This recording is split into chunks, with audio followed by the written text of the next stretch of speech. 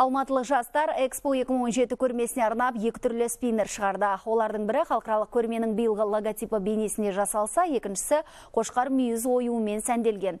Бүгінде әлем балаларының қолынан түспейтін осы бір ойыншықтың алғашқы қазақша нұсқасын тілшіміз Амангелді Сейтхан көріп келді.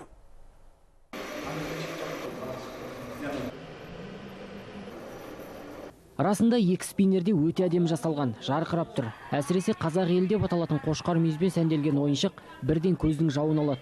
Идеяның негізгі авторы Досанғаумен спиннерді бірінші рет көрген сәтте осындай дүние жасауды ойлапты. Өйткені ұлттық ерекшелігімізді әлемге танытуға бұл таптырмас мүмкіндік дейді ол.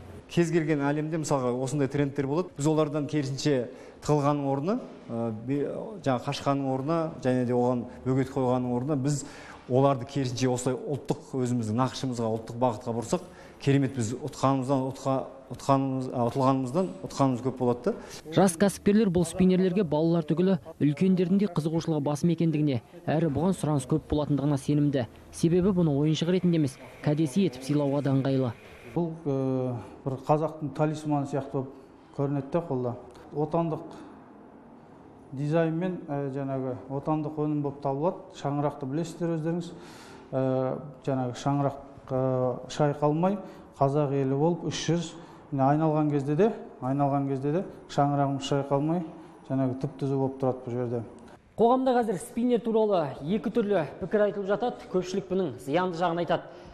Дегенмен бұл спиннер дегеннің өзі 1990 жылы сонау Америкада пайда болған екен. Ғалымдар алғашында мұны аутизммен ауыратын балаларға арнап шығарған. Яғни тоқтамай айналып тұратын мына құрал оларды емдеудің бір терапиясы іспетті. Дегенмен ол кезде өтімді болмаған, бірақ былтырдан бастап бұл әлемдік трендке айналды. Қызығы, биыл мамыр айында осы спиннер деген сөзді іздеу интернетте рекорд қойған екен. Сол интернетті қарап отырып тағы бір қызыққа тап болдық. Мына менің қолымдағы оюлы спиннерді көршілес қырғыз ағайындар қырғыз спиннері пайда болды. Қырғыз спиннер сатылымда деп шығарып жатыр екен.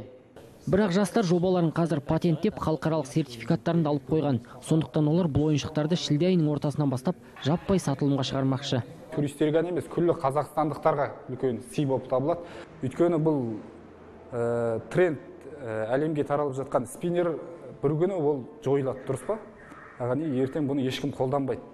Бірақ бұл кәдені тіпті алып қалып, осындай жыл, пәлен жылы осындай бізде экспо болған, содан қалған кәде сый ретінде ұрпақтан ұрпаққа бір үлкен бір экспода мұра болып қалуы мүмкін.